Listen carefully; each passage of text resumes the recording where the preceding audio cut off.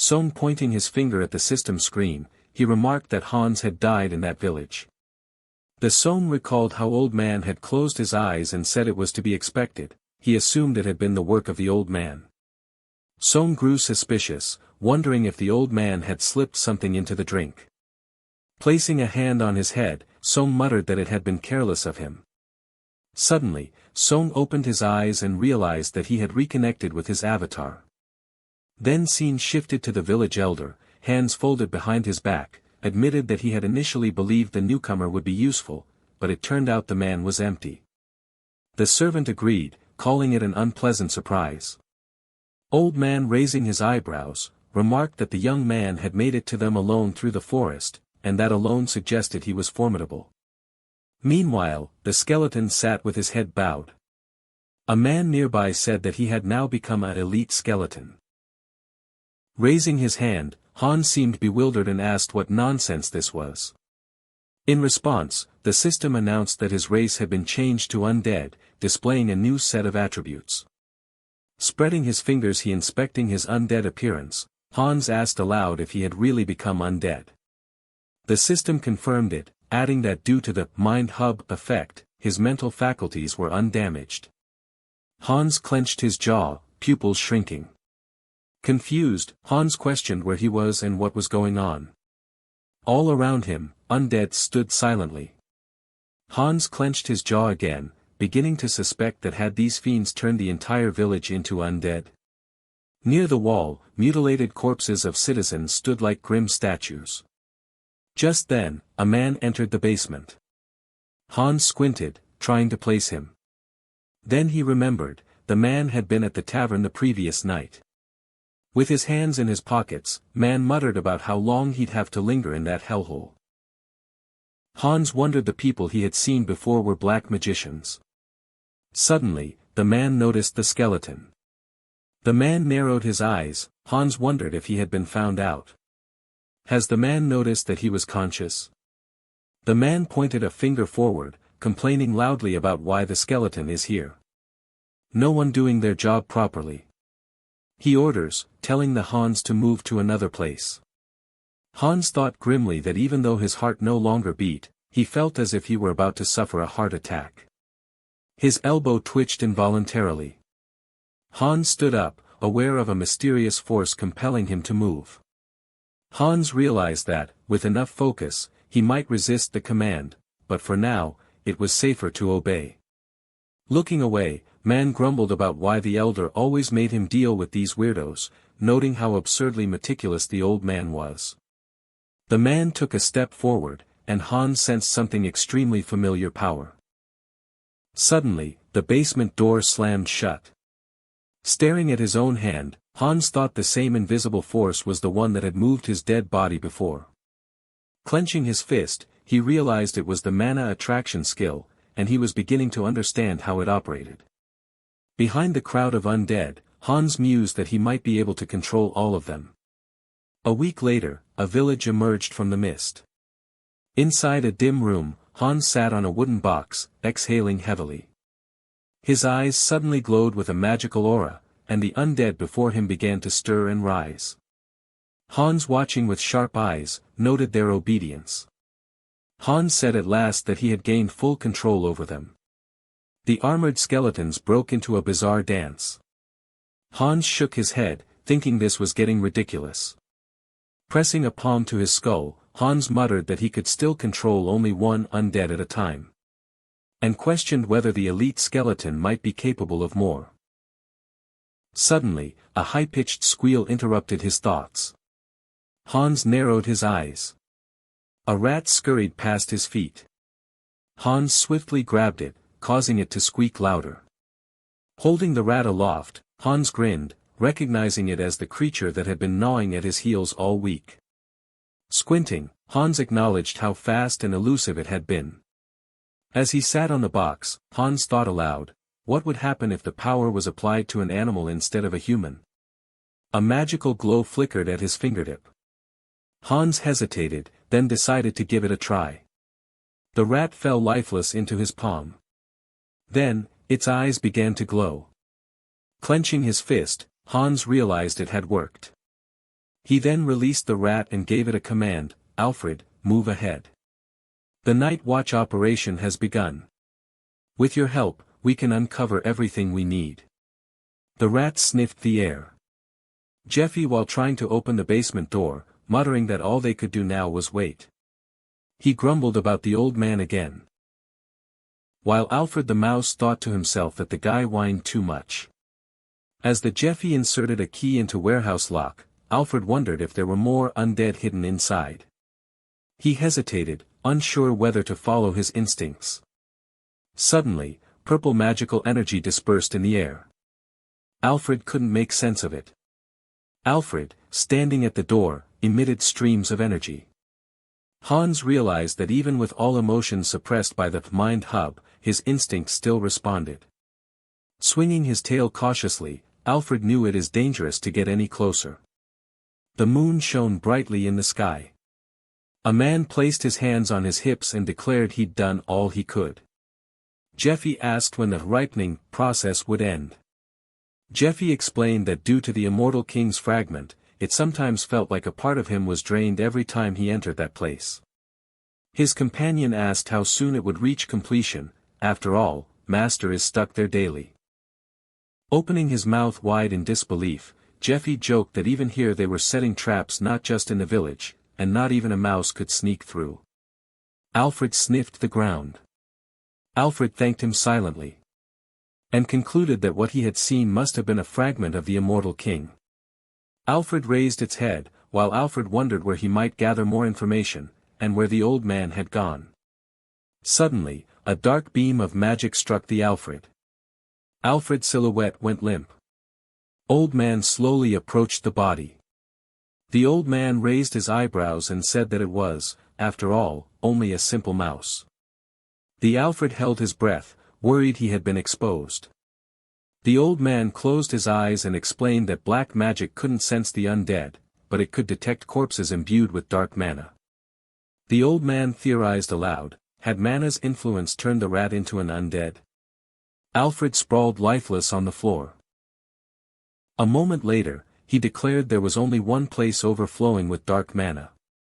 Smiling faintly, old man asked Jeffy if he was in charge of the warehouse today. The other men responded with Master. Alfred lay still. Hans murmured an apology and swore vengeance for his fallen comrade.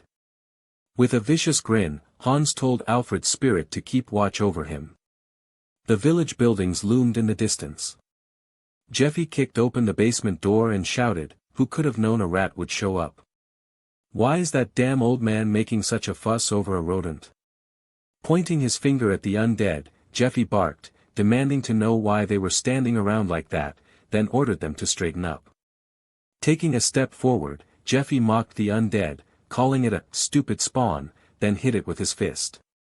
Grabbing the undead by the hair, Jeffy asked who it thought it was this the same undead that had once threatened to kill him for touching its family? Forcing a smile, he taunted it to repeat those threats now. Then he remembered, he had torn out its tongue. Throwing the head to the floor, Jeffy sneered, saying it wasn't so funny anymore. With hands behind his head, he recalled how entertaining it had been to hunt down every single villager. The undead lay motionless. As Jeffy approached the girl nearby, he jeered that the man should be happy, his wife was here. Then he asked mockingly where the children were, and from other families. Suddenly, a undead grabbed Jeffy by the shoulder. He fell to the ground, stunned, shouting, "What the hell happened to you?" The undead advanced. Jeffy backed away in panic, raising his seal and screaming that the undead was a bastard. But the undead girl silenced him by covering his mouth with her hand. His eyes widened in terror. The crowd of undead descended on the Jeffy. Hans stood among them, his eyes glowing ominously. Hans declared coldly, "Their revenge has only just begun." Avatar, spreading his arms, exclaimed that his brother is in this village. A warrior clarified, saying that they had left not too long ago.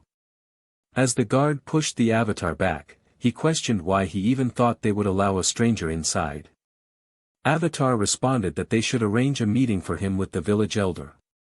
A man standing nearby, his hands behind his back, asked what this was all about. Malcolm, looking at them, declared that he was the village chief. Avatar greeted him, prompting the elder to open his eyes wide and ask who he was. Avatar placed his palm on his chest and explained that he believed his twin brother, Hans, was somewhere around this area. A skeleton's leg had appeared, and he thought that having two avatars would be useful in situations like this. Dark energy swirled around the monsters. Hans added that, thanks to Heinz, who had distracted the old man, he was able to get in easily.